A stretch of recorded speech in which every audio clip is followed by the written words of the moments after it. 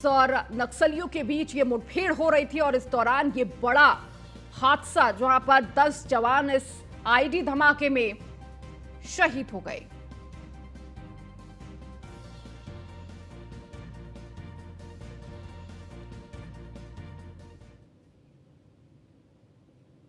चलिए, इस बुलेटिन में फिलहाल इतना ही। बने रहिए न्यूज़ 1 इंडिया के साथ।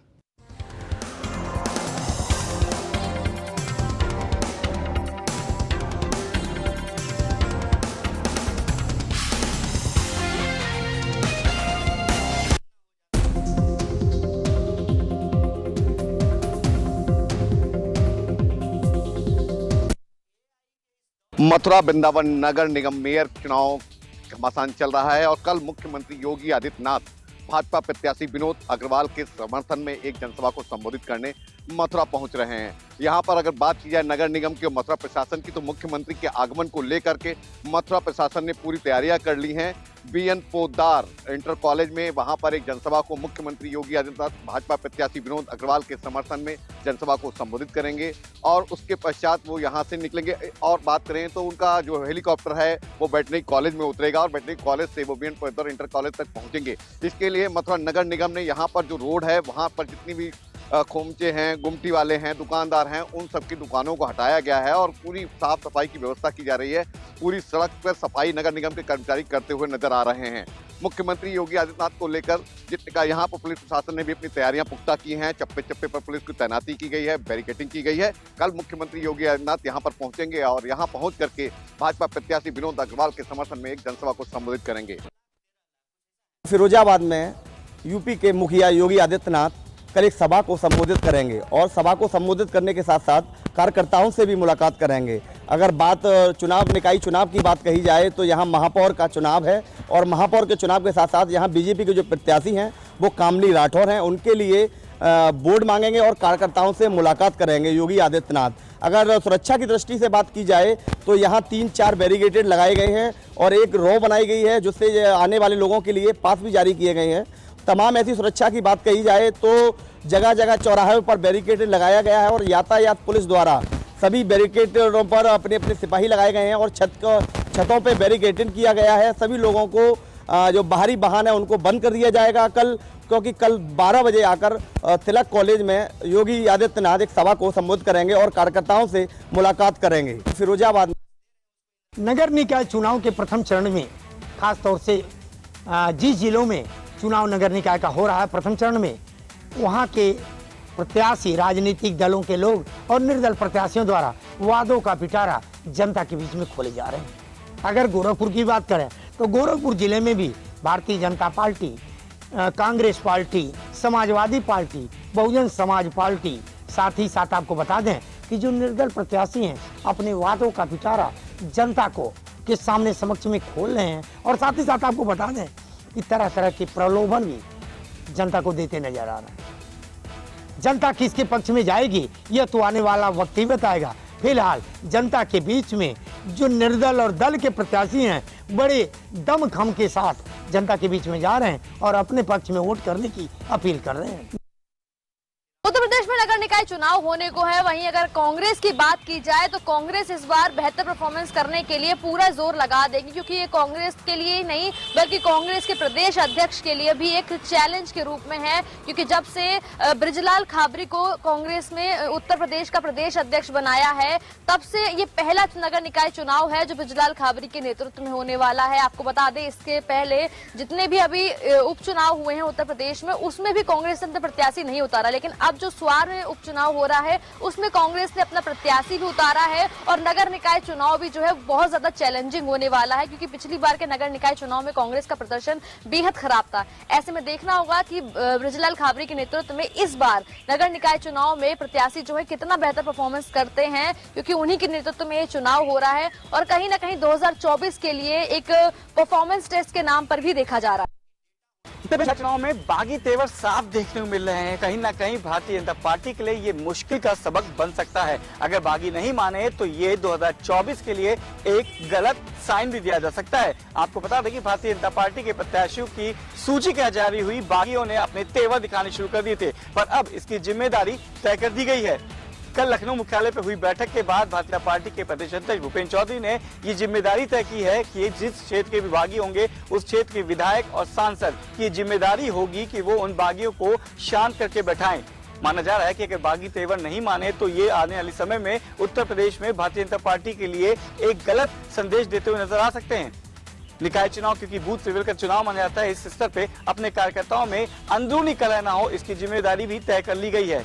माना जा रहा है कि साफ निर्देश दिए गए थे कि भारतीय जनता पार्टी में जितने भी बागी हैं उस क्षेत्र के विधायक और सांसद उनको बैठाने की कोशिश करें, और अगर नहीं बैठते हैं तो उनके विधायक और सांसदों की जिम्मेदारी तय की जाएगी। नगर निकाय चुनाव से पहले भारतीय जनता पार्टी में बड़ी मुश्किलें। नगर पंचायत सुबेहा में टिकट न मिलने से नाराज बीजेपी कार्यकर्ताओं ने जमकर किया प्रदर्शन, क्षेत्रीय विधायक को घेरा। आपको बताते चले नगर पंचायत चुनाव को लेकर जहां एक ओर समाजवादी पार्टी व भारतीय जनता पार्टी अपने अपने जीत के दावे कर रही है, वहीं भारतीय जनता पार्टी में अनदेखी कर टिकट देने का कार्यकर्ताओं ने आरोप लगाया। दरअसल सुबेहा नगर पंचायत में भाजपा नेता मोनू सिंह का आरोप है कि जिले की कार्यकारिणी के द्वारा कुछ पूंजीपतियों को चुनाव में टिकट दे दिया गया, जबकि जो कार्यकर्ता सालों से पार्टी के लिए मेहनत कर रहे थे उनको टिकट नहीं दिया गया। वहीं इसी बात को लेकर भाजपा नेता मोनू सिंह ने सैकड़ों कार्यकर्ताओं के साथ जमकर प्रदर्शन किया। इस दौरान क्षेत्रीय बीजेपी विधायक दिनेश रावत व भाजपा जिला अध्यक्ष शशांक कुसमेश मौके पर समझाने पहुंचे तो इनको कार्यकर्ताओं ने घेर लिया और जमकर नारेबाजी की, जिसके बाद कार्यकर्ता प्रदेश अध्यक्ष भूपेंद्र चौधरी से फोन पर वार्ता करने की बात पर लेकर अड़ गए। वहीं जिला अध्यक्ष शशांक कुसमेश ने वीडियो कॉलिंग के माध्यम से प्रदेश अध्यक्ष भूपेंद्र चौधरी से कार्यकर्ताओं की बात कराई, जिसके बाद प्रदेश अध्यक्ष ने कार्रवाई का आश्वासन देते हुए कार्यकर्ताओं को अपने आवास बुलाया। सत्ता के हलफ के चलते लगातार चुनावी आचार संहिता का उल्लंघन किया जा रहा है। आपको बता दें वार्ड 73 की प्रत्याशी ने ट्विटर बजाकर चुनाव प्रचार का वीडियो वायरल हुआ, उसके बावजूद अभी सत्ता के हलफ के चलते वार्ड प्रत्याशी के खिलाफ अभी चुनाव आयोग ने भी कोई एक्शन नहीं लिया। अब देखने वाली बात यह है कि चुनाव आयोग लगातार नियमों के उल्लंघन करने वाले प्रत्याशियों के खिलाफ किस प्रकार एक्शन लेगा, ये देखने वाली बात होगी।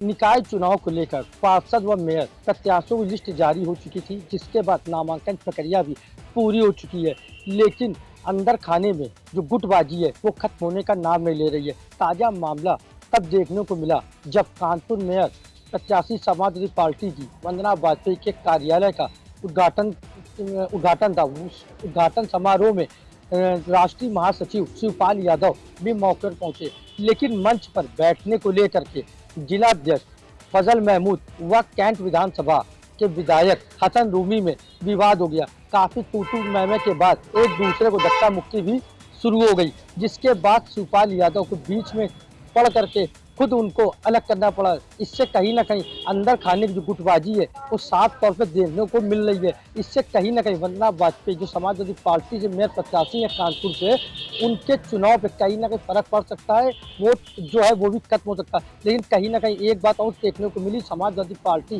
के विधायक इरफान सोलंकी जो जेल में है, उनकी पत्नी नसीम सोलंकी उस मंच में दिखी और मंच में उन्होंने वंदना वाजपेयी की तरफ से वोट मांगने के लिए अपील भी।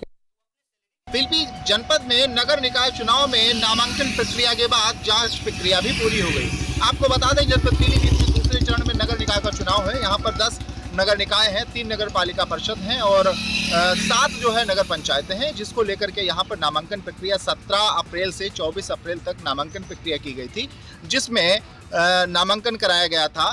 285 नामांकन पत्र भी गए थे, 173 जो है वो दाखिल हुए थे अध्यक्ष पद के लिए, तो वहीं 1413 सदस्य पद के लिए थे, जिनमें 1097 जो है वो दाखिल हुए थे। वहीं नामांकन प्रक्रिया की जांच की अगर हम बात करें तो 25 अप्रैल को जांच की गई, जिसमें 13 नामांकन पत्र जो है वो खारिज कर दिए गए, उनमें कुछ कमी पाई गई, जिसमें बिलसंडा के 7 और कली नगर पंचायत के 6 सदस्य पद के लिए जो नामांकन किए गए थे वो निरस्त कर दिए गए हैं। वहीं 27 तारीख को अब नाम वापसी होगी और 28 को चिन्ह आवंटित होंगे। 11 मई को चुनाव को मतगणना होगी। हालांकि नगर निकाय चुनाव के लिए जो मतदान केंद्र बनाए गए हैं, पुलिस प्रशासन भी और निर्वाचन अधिकारी पूरी तरह से उन चुनाव केंद्रों पर, मतदान केंद्रों पर लगातार जाकर के पुलिस व्यवस्था के भी पुख्ते इंतजाम कर रहे हैं। पीलीभीत जनपद में चुका है।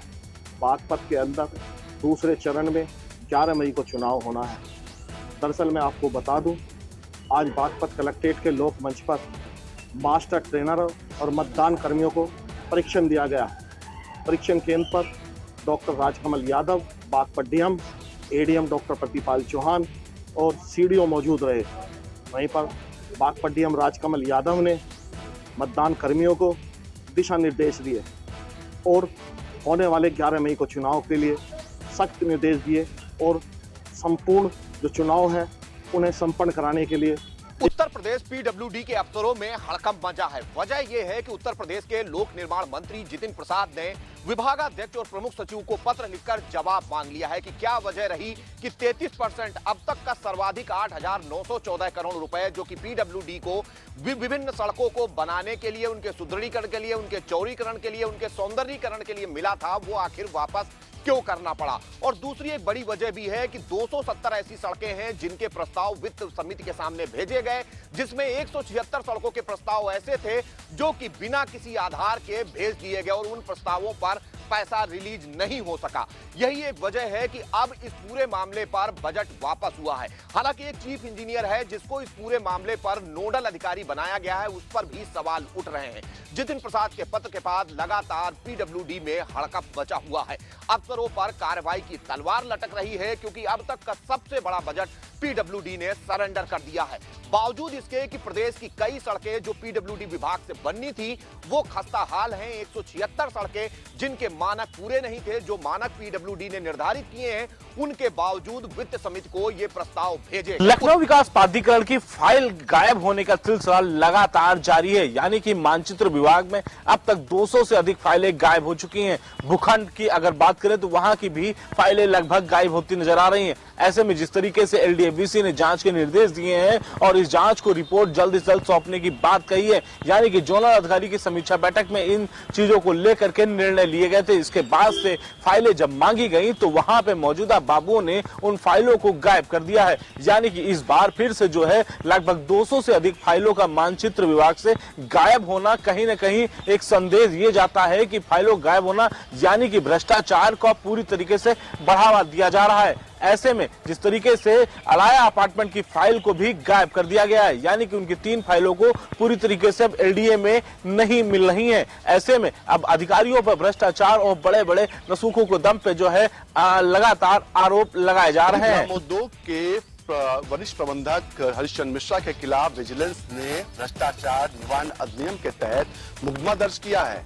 उन पर आरोप है कि जब वो कानपुर में तैनात थे तो उस दौरान उन्होंने काफी भ्रष्टाचार किया, क्योंकि जो ऋण देने के लिए आवेदन आए थे उनको बिना जांचे परखे ही उन्होंने बैंक को भेज दिए, जिसके चलते बैंक को 38 लाख रुपए का जो राजस्व का नुकसान हुआ, जिसके बाद शासन के आदेश पर 2020 में खुली जांच हुई थी।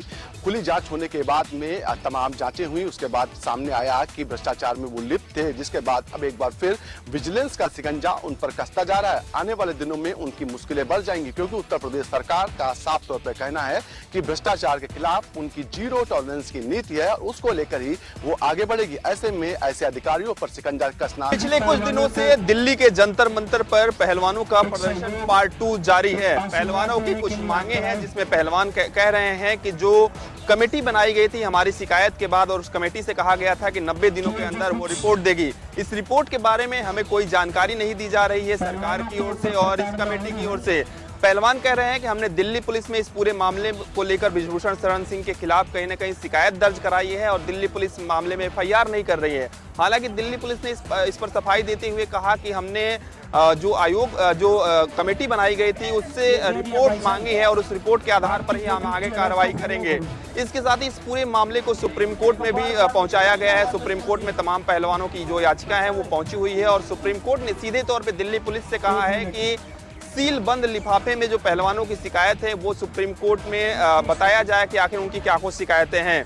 पहलवान कह रहे हैं कि पिछले बार के प्रदर्शन को खराब किया गया, लेकिन इस बार हम चाहते हैं कि कोई भी राजनीतिक दल है वो सामने आए, हमारे साथ अगर खड़ा होना चाहता है तो वो आए और उनका स्वागत है। अब देखना होगा कि क्या सरकार पहलवानों से बातचीत करके इस पूरे मसले को सुलझाती है या सुप्रीम कोर्ट जब 28 अप्रैल को पूरे मामले पर सुनवाई करता है तो कोई अहम फैसला देता है। माफिया अतीक अहमद की बहन आयशा नूरी का नाम उमेश पाल हत्याकांड में शामिल हुआ था।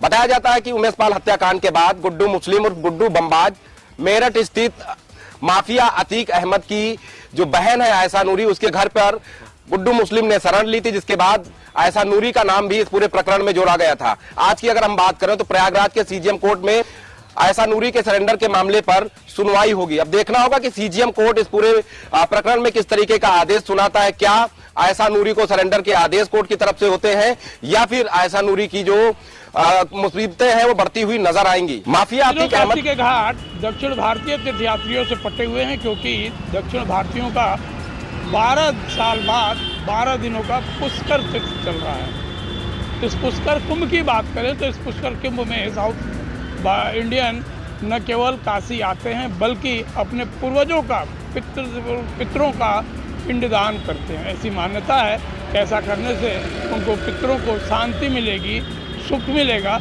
और वो उन्हें आशीर्वाद प्रदान करेंगे। समझा जा सकता है बनारस के लगभग सभी घाटों पे भीड़ का आलम है और इन साउथ इंडियनों द्वारा न केवल पिंडदान किया जा रहा है बल्कि उसके बाद बनारस के अन्य मंदिरों में या ये कहा जाए कि प्रसिद्ध मंदिरों में देव अर्चन के साथ साथ दान और पुण्य भी किए जा रहे हैं। 22 अप्रैल से शुरू हुई चार धाम यात्रा के महत्वपूर्ण पड़ाव बाबा बद्रीनाथ के धाम के कपाट कल खोल दिए जाएंगे। श्रद्धालु कल से बाबा बद्री विशाल के दर्शन कर सकेंगे। बद्रीनाथ यात्रा में महत्वपूर्ण पड़ाव जोशीमठ, जहां कभी आपदा व भूदशाओं के कारण विपरीत परिस्थितियां थी, अब हालातों में सुधार है। सचिव आपदा रंजीत सिन्हा का कहना है कि अब कोई ऐसी शिकायतें नहीं मिल रही हैं और साथ ही एक रैपिड रिस्पांस टीम को भी तैयार कर उस इलाके में डिप्लॉय किया गया है और जिलाधिकारी व पुलिस कप्तान को निर्देशित किया गया है कि हर आपात स्थिति में वो सूचना दें। कल बाबा बद्री विशाल के कपाट खुलने के समय पर मुख्यमंत्री पुष्कर सिंह धामी भी दर्शन करने जा सकते हैं, ऐसा उन्होंने बातचीत में जानकारी दी है।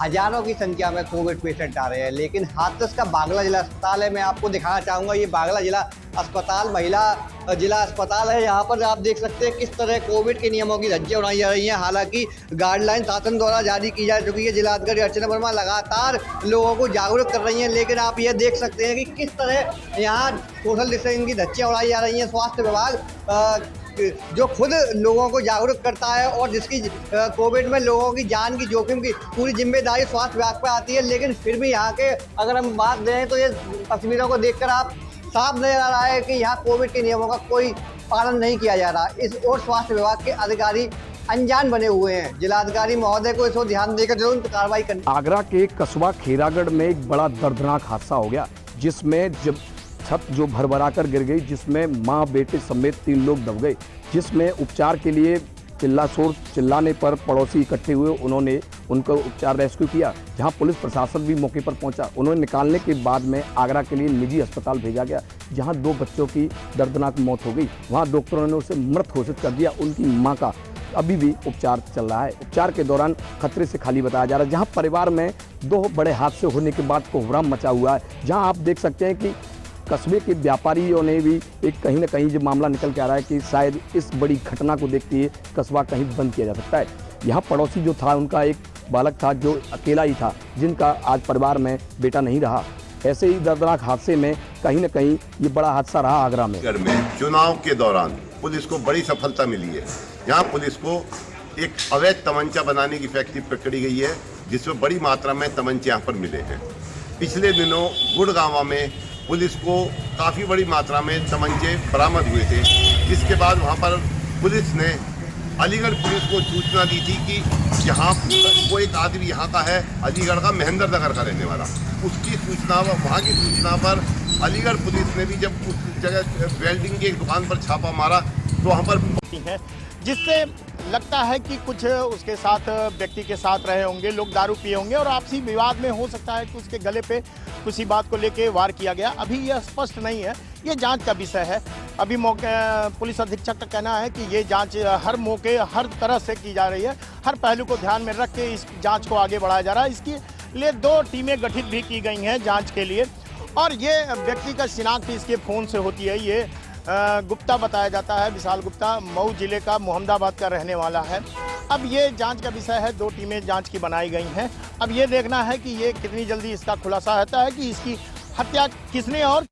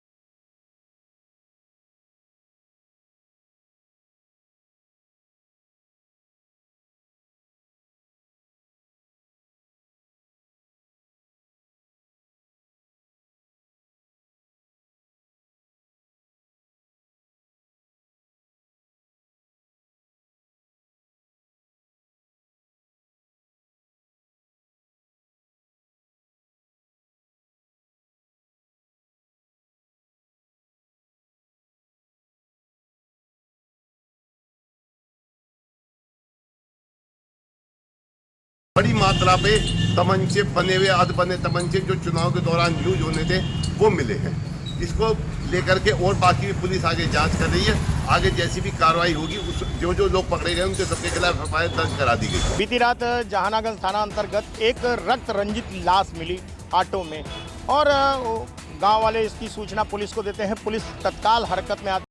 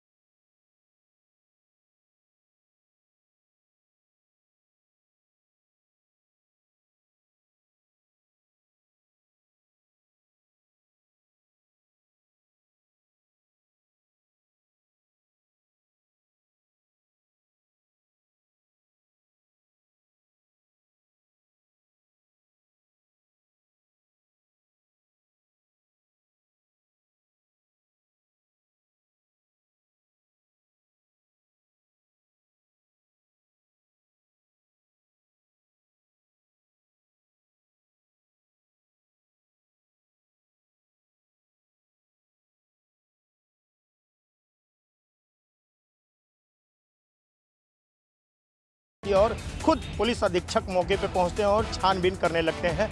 उस छानबीन में ऑटो में कुछ शराब की बोतलें भी